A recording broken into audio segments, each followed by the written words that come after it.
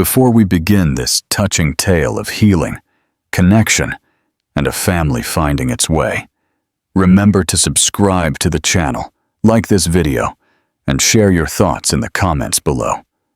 Let's discover how words can build bridges and hearts can mend. The widower, the nanny, and the boy who found his voice. "What are you doing here so late?" Ricardo's voice resonated louder than he intended as he approached Matteo's room. Sophia looked up from the book in her hands. Matteo nestled beside her on the bed. The dim light of the lamp cast soft shadows on the walls. "I'm reading him a story. He woke up and couldn't go back to sleep," she explained calmly, though her heart quickened at Ricardo's worried expression. "It's 11 o'clock at night. Your shift ends at 8.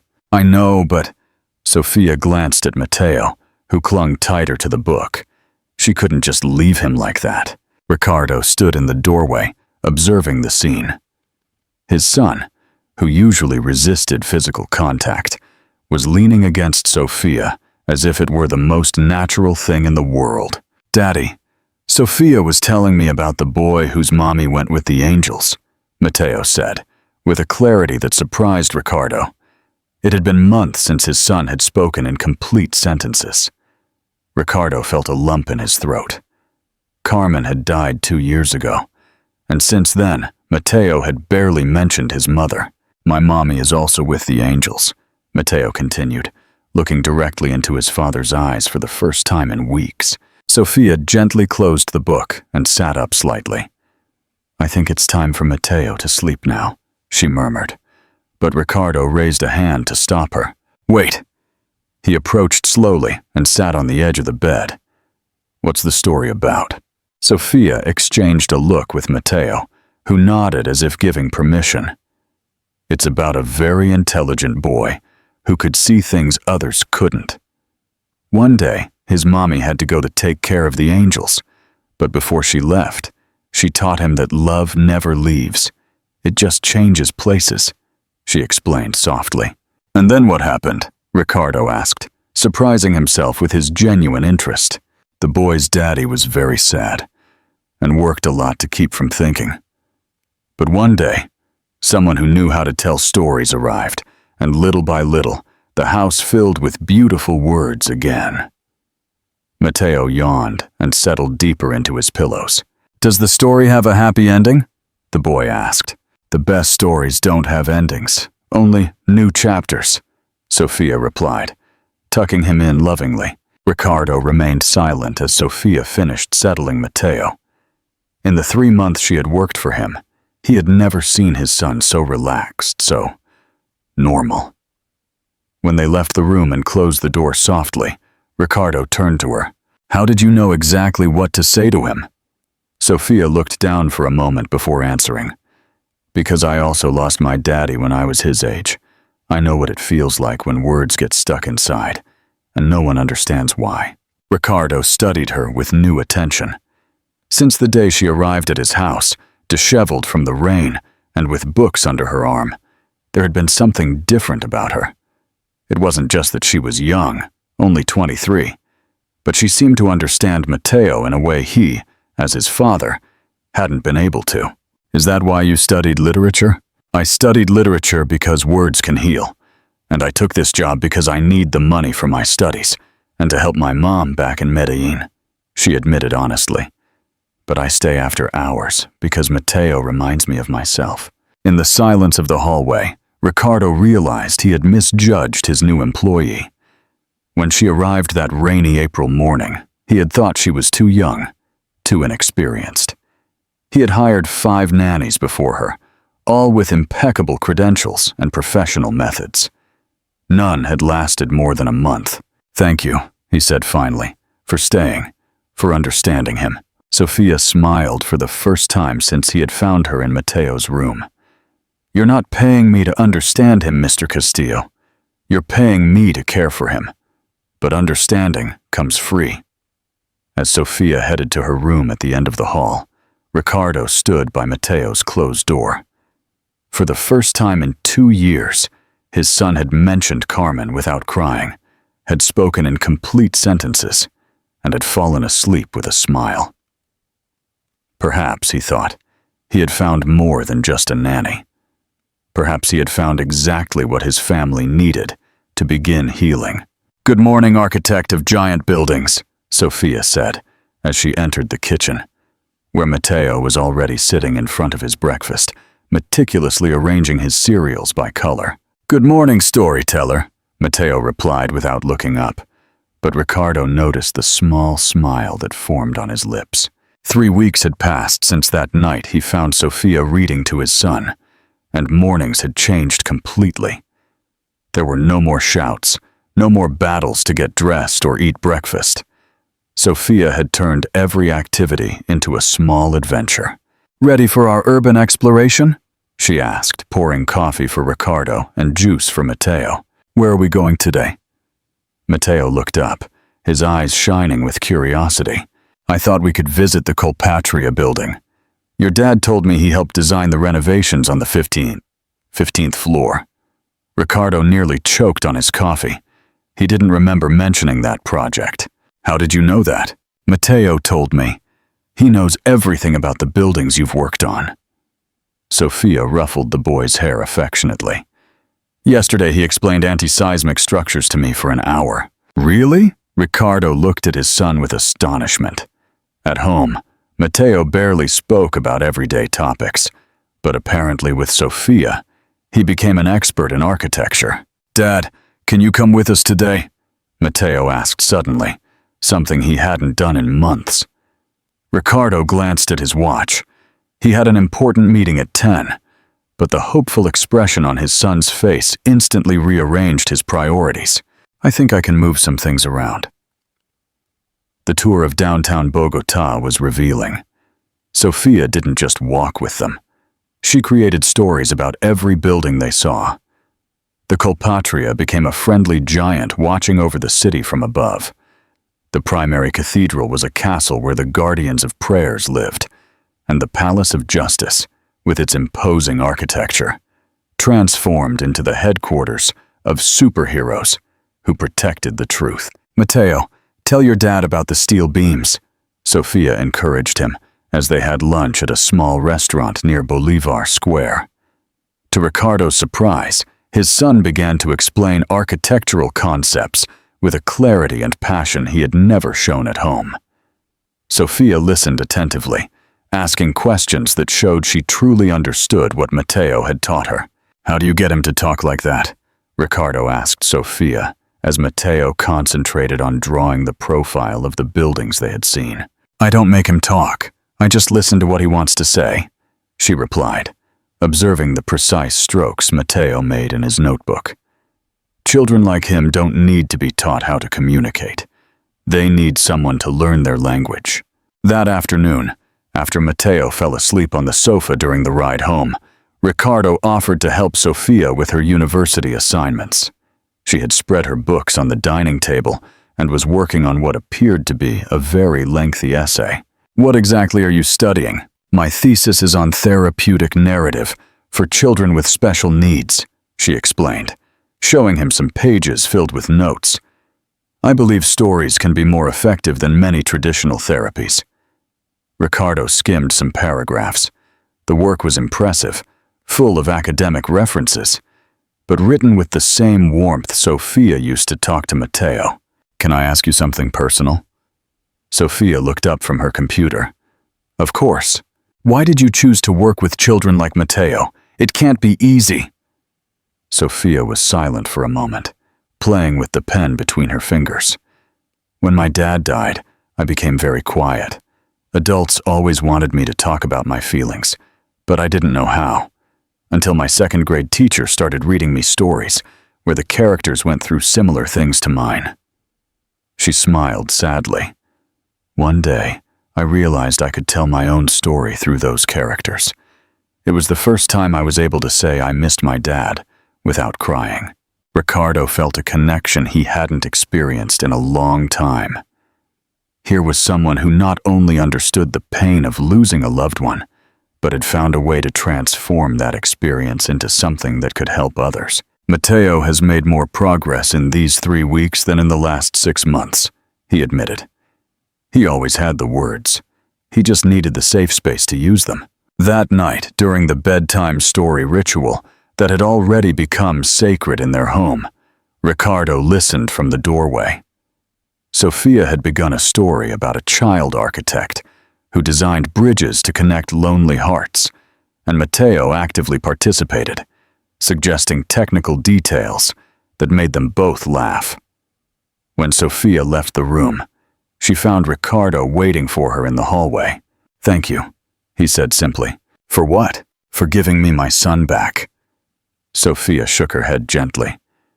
"Your son was always there, Mr. Castillo. He just needed someone to teach you his language, too." As she headed to her room, Ricardo thought about those words. For the first time in 2 years, he felt hopeful. His house felt like a home again, and that was entirely due to the young woman from Medellin, who had arrived soaked by the rain and brought with her exactly the magic his family needed. "Hope, I'd like you to meet Sophia, Mateo's nanny," Ricardo said, immediately noticing the tension that settled in the air as his mother-in-law scrutinized the young woman with a critical gaze. "Nice to meet you, ma'am." Sophia extended her hand with a kind smile, but Hope barely brushed her fingers before letting go. "She's very young," Hope commented, addressing Ricardo as if Sophia weren't present. "Does she have experience with special needs children?" "Mommy Carmen always said age doesn't matter when your heart is big," Mateo interjected from the sofa, where he was building a tower with his blocks, listening to the conversation. Hope was speechless for a moment. It was the first time in 2 years that Mateo had mentioned his mother so naturally and positively. "He talks about Carmen with you?" she asked Sophia with a mix of surprise and distrust. "Sometimes, when he wants to," Sophia replied carefully, sensing she was treading on delicate ground. Over the next few weeks, Hope's presence changed the dynamic of the house. She arrived early every morning and stayed late, observing every interaction between Sophia and Mateo with a critical eye. "I don't understand why you read him made-up stories," she said one afternoon while they were preparing a snack. "Children like Mateo need structured routines, not fantasies." "Stories are part of his routine," Sophia explained patiently. "They help him process emotions and situations he can't express directly. Those are modern theories, unfounded. Carmen always followed traditional methods." Sophia didn't respond, but Ricardo, who had arrived early from work, heard the exchange from the entrance. "How was your day?" he asked Sophia later, when Hope had left. "Complicated," she admitted, tidying Mateo's toys. "I feel like everything I do is wrong." "It's not wrong. Mateo has improved incredibly since you arrived." "Your mother-in-law doesn't think so." Ricardo sighed. He loved Hope, but since Carmen's death, she had become overprotective to the point of being suffocating. She just wants the best for Mateo, in her own way. "I understand, but I'm afraid so much criticism is affecting Mateo. Today he was more withdrawn than usual." She was right. During dinner, Mateo had been unusually quiet, responding only in monosyllables and avoiding eye contact. That night, Ricardo stayed home working, reviewing blueprints in his study, while listening to Sophia read to Mateo. There was something comforting about these domestic sounds that he hadn't experienced since Carmen fell ill. "Dad?" Mateo appeared. The study doorway in his pajamas, something he rarely did. "What's wrong, champ? Is Grandma Hope going to make Sophia leave?" The direct question surprised Ricardo. His son had picked up on the tension he himself had been trying to ignore. "Why do you ask that?" "Because today I heard her tell someone on the phone that you need a professional nanny." Mateo made air quotes with his fingers, perfectly imitating his grandmother's tone of voice. Ricardo felt a weight in his stomach. If Hope was making calls, it meant she was already looking for replacements for Sophia. "Do you like Sophia being here?" "A lot. She understands my building language and makes words not get stuck in my throat." Mateo walked over to his desk. "Dad, do you want her here too?" It was an innocent question, but one that touched something deep in Ricardo. In the last 2 months, he had begun to look forward to coming home, not only to see Matteo happier, but for the conversations with Sophia in the evenings, for her laughter when something amused her, for the way she transformed his cold apartment into a warm, lively place. Yes, I like her being here, he admitted, both to his son and to himself. Then don't let her leave. The next day, tension reached its peak during family dinner. Hope had prepared Carmen's favorite dish and set the table as her daughter used to, with candles and the good china. "Don't you think it's time for Matteo to have a more structured routine?" she commented while serving the soup. "I've been looking into specialized centers with certified professionals. Matteo is fine as he is," Ricardo replied firmly. "He's fine now. But what will happen when he needs more advanced therapies? This girl doesn't have the necessary credentials." "This girl has a name," Sophia said softly, but firmly. "And she's right here. Pardon me, dear, but I'm worried." "Worried about my grandson's future. I'm worried about his future too," Sophia responded. "That's why I work with him not just as a nanny, but as someone who understands his emotional needs. Emotional needs can be met by family. What he needs is professional therapy. And who says he can't have both?" Matteo asked suddenly, making everyone turn to him. "What do you mean, my love?" Hope asked in a soft voice.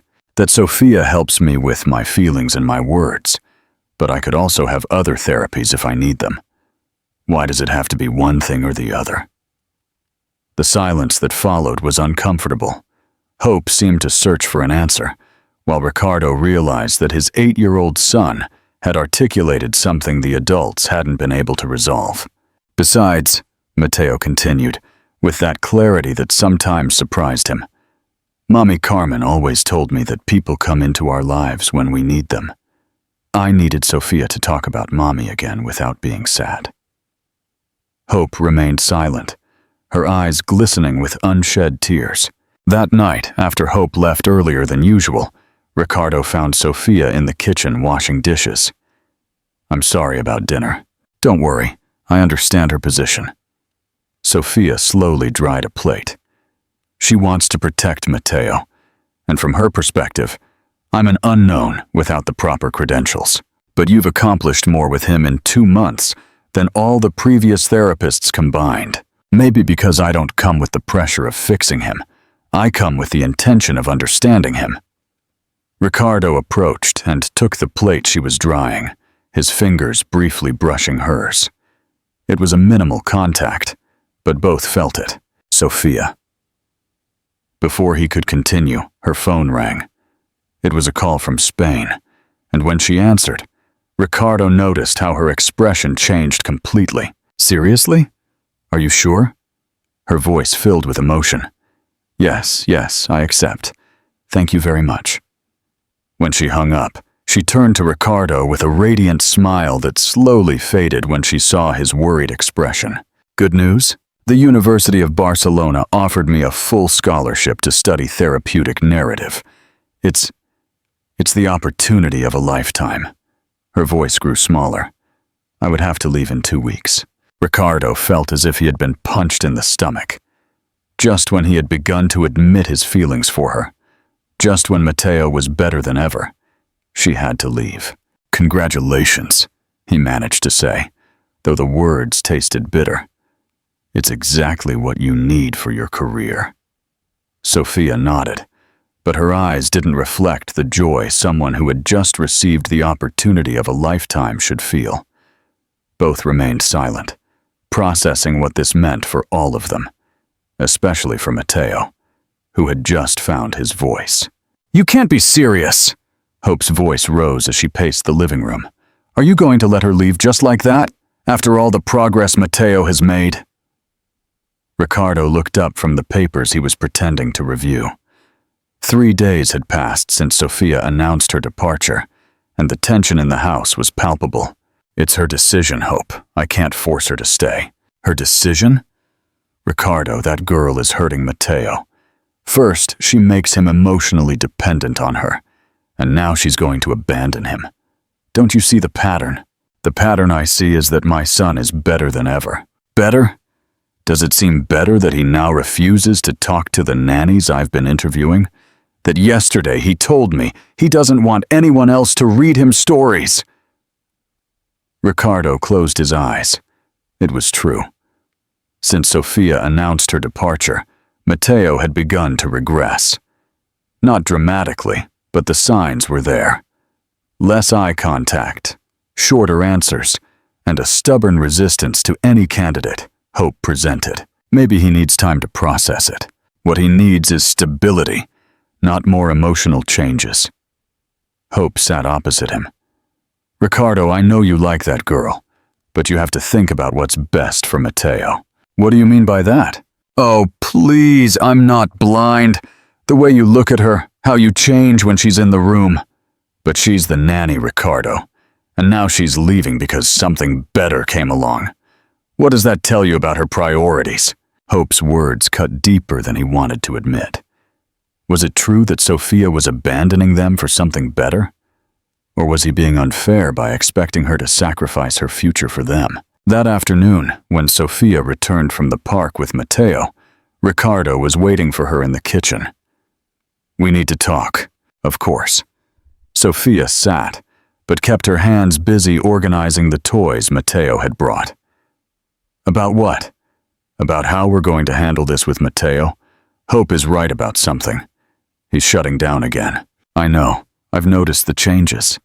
Sophia sighed. Maybe I should stay until we find someone who... No. Ricardo interrupted her more abruptly than he intended. You can't stay out of pity. That would be worse for everyone. Sophia looked at him in surprise. It's not out of pity, Ricardo. It's because I care about you. Really? Because you got that call, and in 5 minutes you'd already decided to leave. What was I supposed to do? Refuse the opportunity of a lifetime without even considering it? No, but maybe you could have... Ricardo stopped, realizing he was being irrational. Forget it. No. Say it. What could I have done? The question hung in the air. Ricardo knew the answer, but he couldn't say it. He wanted her to stay. He wanted her to choose to stay with them, with him. But asking that would be selfish and unfair. Nothing, he finally murmured. You're right. It's your decision. That night, during family dinner, the tension completely exploded. Sophia helps me with my homework better than anyone, Matteo said, when Hope suggested for the 3rd time the benefits of a certified tutor. My love, she won't be here much longer. It's better you get used to other people. Why won't she be here? Matteo asked, looking directly at Sophia. Because I'm going to study in Spain. Remember I told you? Sophia kept her voice calm, but Ricardo noticed the tremor in her hands. But can't you study here? It's not the same, honey. In Spain, I'm going to learn things that will help me be better at what I do. To help other kids like me? Exactly. Matteo reflected for a moment, moving the food on his plate in precise patterns. What if those other kids don't need you as much as I need you? The silence that followed was devastating. Hope looked at her plate. Ricardo clenched his fists, and Sophia was speechless. Matteo, she began, are you going to write to me? Of course. And are you going to call me to tell me stories? Every week. And are you coming back? Sophia took too long to answer, and that pause said it all. I don't know, my love. Matteo nodded slowly, as if he had expected that answer. Then he got up from the table without finishing his dinner. I'm tired. Good night. The 3 adults watched him leave, not knowing what to say. This is exactly what I feared. Hope murmured. What? That Matteo would express his feelings clearly and maturely, Sophia snapped. That he would say exactly what he thinks without an emotional crisis. That he would become dependent on someone who is going to leave. Everyone leaves at some point, Mrs. Hope. The difference is whether we leave something good behind or just pain. And what do you think you're leaving? Sophia looked at Ricardo, expecting him to say something, to defend her, or at least to express his opinion. But he remained silent, studying his plate as if it were the most interesting thing in the world. I think I'm leaving a child who knows he is capable of being loved and understood, and no one can take that away from him. 2 days later, Sophia found Ricardo in his study, working late. Can we talk? He looked up, noticing she held a small suitcase. I'm leaving early tomorrow. I thought it was next week. My flight was moved up. There's an orientation for international scholarship students. Sophia placed the suitcase on the floor. I wanted to say goodbye properly. Ricardo rose from his desk, feeling a huge weight in his chest. Have you told Matteo? I wrote him a letter with a special story, and I promised we'd video call. And that's going to be enough? It'll have to be. Sophia took a step closer. Ricardo, I need you to know that this isn't an easy decision, but it's your decision. Yes, it's my decision, but that doesn't mean it doesn't hurt. For the first time in days, Ricardo truly looked into her eyes. Why does it hurt? Sophia took a moment to answer, as if deciding how much truth she could allow herself. Because in these months you became my family, and leaving family always hurts, no matter how good the reasons are. Then stay. The words came out before Ricardo could stop them. I can't. Why not? Because if I stay now for the wrong reasons, I'll end up resenting this decision. And that wouldn't be fair to anyone, especially Matteo. Ricardo knew she was right, but that didn't make it hurt any less. And if the reasons were the right ones? Sophia moved closer until there was barely any space between them. What would the right reasons be, Ricardo? He could have told her he loved her. He could have admitted that the last few months had been the happiest he'd had since Carmen's death. He could have said he couldn't imagine his life without her. But he didn't. I don't know, he lied. Sophia nodded, as if she had expected that answer too. Then I think it's best if I go. She leaned in and gave him a soft kiss on the cheek, a kiss that tasted of goodbyes and lost opportunities. Take care of Matteo, and take care of yourself too.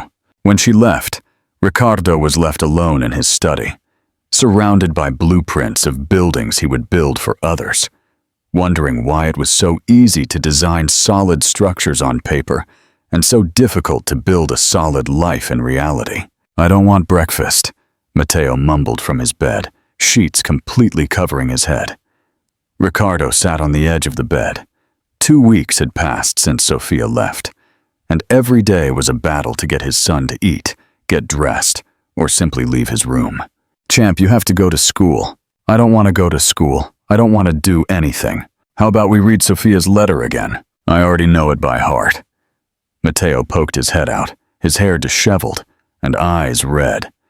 She says she's going to write every week, but it's been 14 days, and she's only written twice.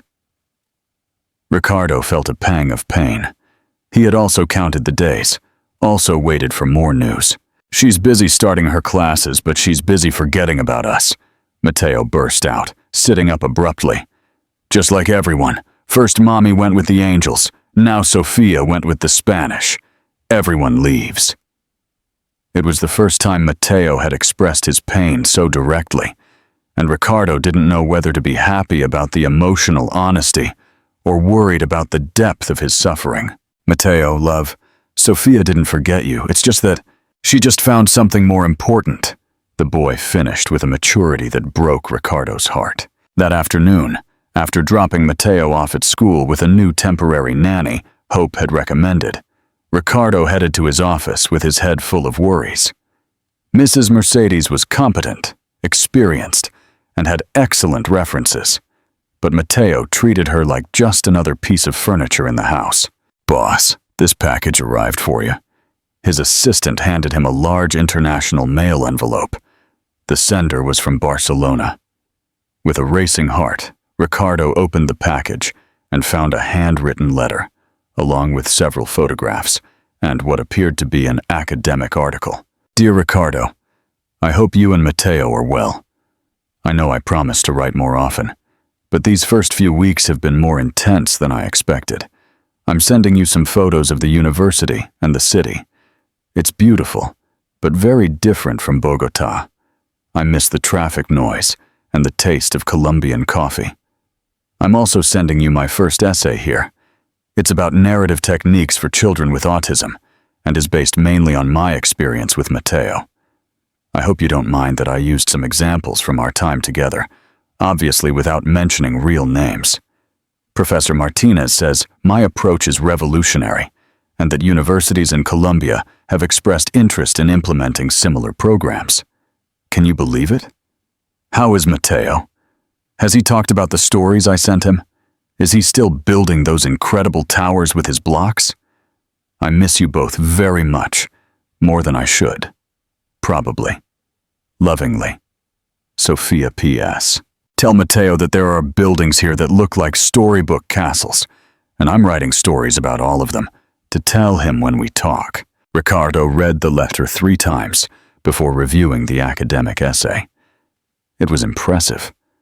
Sophia had meticulously documented the techniques she had used with Matteo, explaining not only the what, but the why of each method. But what impacted him most was realizing that every example, every case study, showed the deep love and understanding she had for his son. It hadn't just been a job for her. It had been personal. That night, during the weekly video call with Sophia, Matteo was more animated than he had been in days. "Is there really a building that looks like a dragon?" he asked, pressing his face against the tablet screen.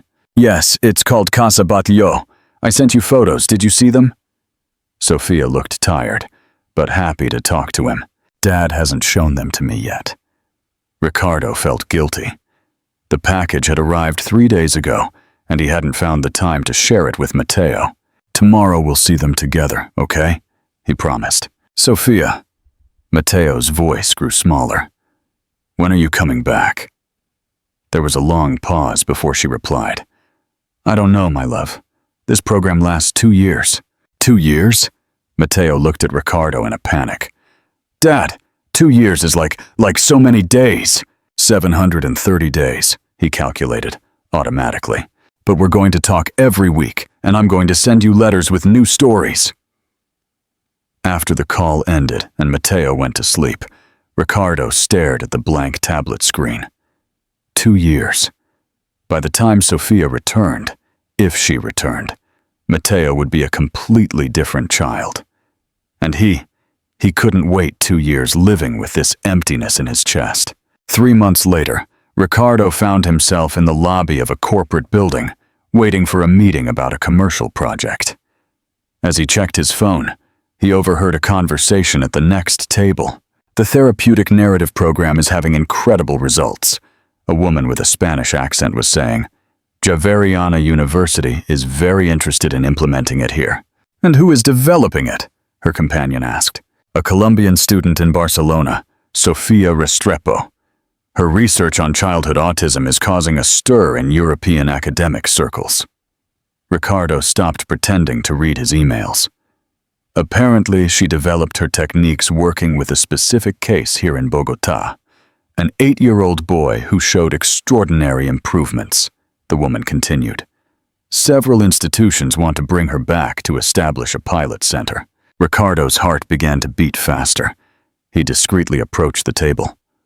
"Excuse me, I couldn't help but overhear. Did you mention Sofia Restrepo?" The woman looked at him with curiosity. "Yes, do you know her? She works with my son. Did they say anything about bringing her back?" "Well, it's just a possibility. But if we could get the funding..." The woman handed him a business card. "I'm Clara Mendoza, Director of Special Programs at Javeriana. I'd be interested in talking." That night, Ricardo couldn't sleep. He had Clara Mendoza's card on his nightstand, and a crazy plan forming in his head. If Sophia had been using her experience with Matteo to develop her research, if universities were interested in her methods, if there was a possibility that she could return professionally, perhaps there was a way to build a bridge between his world and hers. Perhaps it wasn't too late yet. The next day, Ricardo did something he hadn't done in months.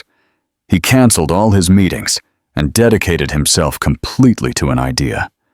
An idea that could bring Sophia back, that could give Matteo what he needed, and that perhaps, just perhaps, could give them all a second chance. "Matteo," he told him that night at dinner, "what would you think if we could help Sofia come back to Colombia?" His son's eyes lit up for the first time in months. "Really, Dad? Can we do that? I'm not promising anything yet, but maybe we have a new story to write." For the first time since Sofia left, Matteo smiled with real hope. And Ricardo felt that perhaps, after all, the best stories were the ones you fought to make real. Skype rang 3 times before Sofia answered. When her image appeared on the screen, Ricardo immediately noticed that she looked different. More mature, more confident, but also thinner, and with dark circles that spoke of too many late nights studying. "Ricardo, I wasn't expecting your call. Is everything all right? Is Matteo okay?" "We're all fine, but I need to tell you something important." Sofia settled into her chair, and Ricardo could see a small room filled with books and papers behind her. On the wall was a photo of her with Matteo in the park, the day they went to see the Colpatria. "What's wrong?" "Your research is making an impact here in Colombia. Javeriana University wants to implement a program based on your methods." Sofia's eyes widened in surprise. "How do you know that?" "Because I met with the director of special programs, and because I want to propose something to you." Ricardo took a deep breath. He had rehearsed this conversation dozens of times, but now that it was happening, the words felt inadequate. "I've been working on a project, a therapeutic center specializing in narrative for children with special needs. I have the land, I have the contacts for funding, and I have the designs. The only thing I'm missing is the right director." Sofia remained silent for a long moment. "Ricardo, listen to me before you say no. It's not just for us, although I admit that's part of my motivation. It's because your work can help hundreds of children like Matteo, and because I believe that together we can build something extraordinary." "Together?" "I would handle the design and administration. You would be the academic director. We would have complete autonomy to develop the programs as you see fit." Sofia put her hands to her face. "I can't. This is too sudden. I'm in the middle of my program. I have commitments here." "I know. I'm not asking you to come back tomorrow. But your program ends in a year, right?" "Duh."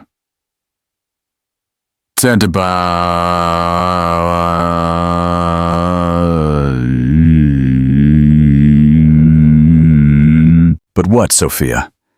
She looked at him through the screen, and Ricardo could see the internal struggle in her eyes. "What about Matteo? Have you thought about how this would affect him? I don't want to give him false hope again." "Matteo doesn't know anything yet. I wanted to talk to you first. But Sofia, he needs you, not just as a nanny, but as the person who understands him. And you? What do you need?" The question caught him off guard with its directness. "I need you to know that these months without you have been the most difficult I've lived since Carmen died. Not just for Matteo, but for me." There was another long pause. "Ricardo, we can't build a professional project on unresolved personal feelings. You're right, but we also can't ignore that what we have works. What we built together, with Matteo, worked better than anything we had tried before. That was different. That was what? That was real. That was family." The words hung between them, loaded with everything they hadn't said the night she left. "And this can't be real too?" Sofia closed her eyes for a moment. "Let me think about it. It's a very big decision. Of course. Take all the time you need." After the call ended, Ricardo sat in his study, staring at the blank screen. He had laid all his cards on the table. Now he could only wait. 2 weeks later, Matteo ran into the house after school. Dad, Sofia sent me a video." Ricardo followed him to his room, where Matteo had already opened his tablet and was playing a video message. On the screen, Sofia stood in front of an extraordinary building that looked like something out of a fairy tale. "Hello, my favorite architect. I'm here at the Sagrada Familia in Barcelona. Do Do you remember me telling you about Mr. Gaudí? This is his most famous building, and it's been under construction for over 100 years. Matteo was mesmerized, following every word. But the reason I wanted to show you this is because it made me think of something you told me once, that the best buildings aren't built quickly, but are built with love and patience, piece by piece. Ricardo felt his throat close. I've been thinking a lot about that, Matteo, about how we build important things, about how sometimes we have to go far to learn something that helps us come home and build something even better. The video continued with Sofia showing architectural details she knew would fascinate Matteo, but Ricardo could barely concentrate. Something in her tone, in the way she spoke, suggested she was preparing Matteo for something. The video ended with Sofia saying, "I love you very much, little architect, and I hope to be able to show you this place in person someday.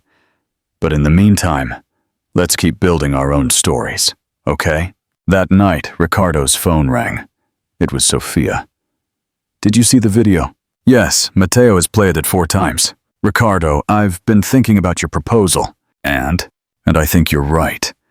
What we built together worked because it was real, because it came from the heart. But if we're going to do this, it has to be for the right reasons." What would the right reasons be? That we do it because we believe we can change lives. That we do it because we know that together we are better than we are apart. And that we do it with the honesty of admitting that there's something between us worth exploring. Ricardo felt like he could breathe completely for the first time in months. Does that mean yes? It means I finish my program in 10 months, and when I come back, I want to try. The center, the project, us. Seriously? Seriously, but with one condition. Anything. When I come back, I want you to show me Barcelona. Matteo says you promised to take him someday, and I think it would be a nice way to start our next chapter. Ricardo laughed, a laugh full of relief and happiness. Should we tell Matteo? Not yet. Let's wait until there are fewer months left. But Ricardo, yes? Thank you for not giving up on us. Thank you for giving me the opportunity to fight for something worthwhile. When they hung up, Ricardo went to Matteo's room, who was building a new tower with his blocks. "What are you building, champ?" "A bridge," Matteo replied without looking up, "like the one Sofia makes with her stories, to connect places that are far away." Ricardo sat beside him and took some blocks. "Can I help you?" "Yes, but it has to be strong, because it's going to have to hold a lot of weight." "What kind of weight?" Matteo looked at him with those wise eyes that sometimes surprised him, the weight of people who are going to cross to find each other on the other side. As they built together in silence, Ricardo knew that his son understood much more than he let on, and that together, the 3 of them, were going to build something beautiful, something worth waiting for. 2 years had passed since that night Ricardo found Sofia reading stories to Matteo after hours. 2 years since a young woman from Medellin arrived soaked by the Bogotá rain, and forever changed the lives of a family that had forgotten how to heal. The House of Stories Center gleamed under the morning sun on its inauguration day. The building Ricardo had designed looked like something out of one of Sofia's tales. Round windows like curious eyes, staircases that snaked like rivers of stories, and cozy nooks where children could lose themselves in imaginary worlds while finding the words for their real world. "Nervous?" Ricardo asked, adjusting the tie Matteo insisted he wear for the special occasion. Sofia smoothed her blue dress, which she had chosen specifically because it was Matteo's favorite color. "A little. And what if it doesn't work as we hope?" "It's going to work," Matteo said, with the confidence of his 10 years, appearing between them in his new suit and a smile that no longer resembled the silent child he had been. "Because you build things that last." The first families began to arrive early. Ricardo watched as Sofia transformed into the professional director she had studied to be, explaining programs and methodologies, with a confidence that filled him with pride. But what he liked most was seeing her in action with the children, bending down to their level, listening to their fragmented stories, and helping them build bridges of words to the outside world. "Is that the famous Matteo?" a mother asked, pointing to where the boy was showing other children how to build towers that told stories. "Yes," Sophia replied with a smile.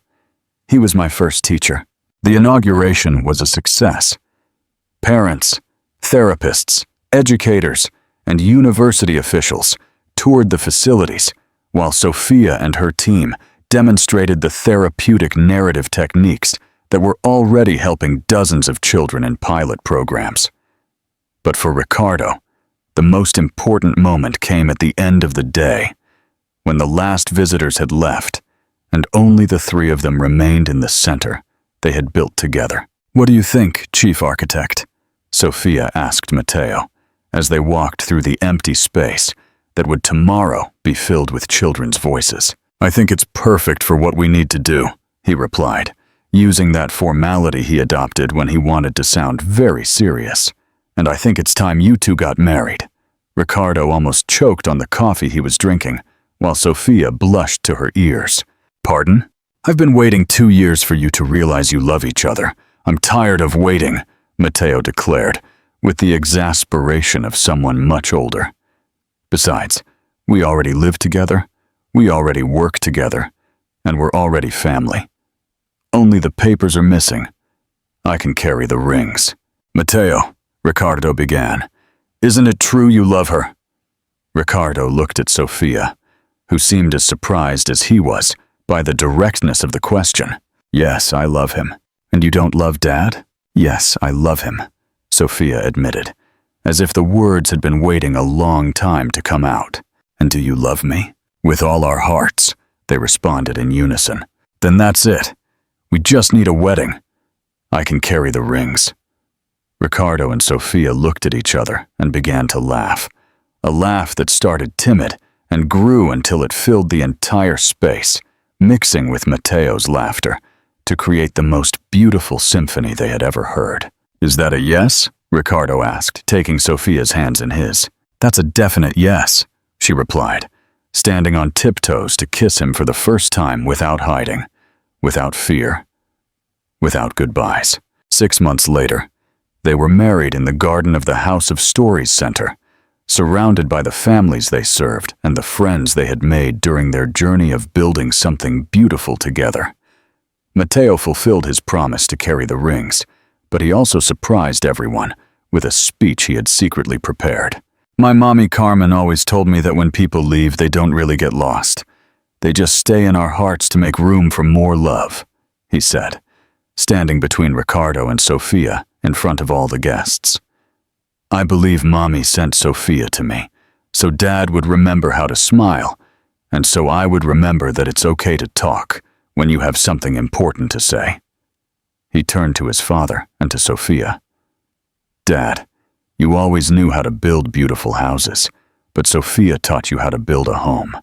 And Sophia, you always knew how to tell beautiful stories, but Dad helped you live one." Everyone's eyes filled with tears, including Ricardo's and Sophia's. "So now that you're officially married, I want to ask you a favor. Keep writing our story together. Keep helping other children like me find their words.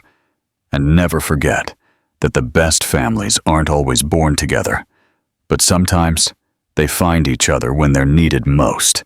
The celebration lasted late, but at the end of the day, when the last guests left, the three of them sat in the center's garden under the Bogota stars. "You know what?" Sophia said, leaning against Ricardo's shoulder, while Matteo drew imaginary constellations in his notebook. "I have a new story." "What's it about?" Matteo asked. "It's about a nanny who came to a house thinking she was just going to work, but ended up finding a family. And about a dad who thought he just needed help with his son, but ended up finding love. And about a very wise boy who knew from the beginning how the story was going to end."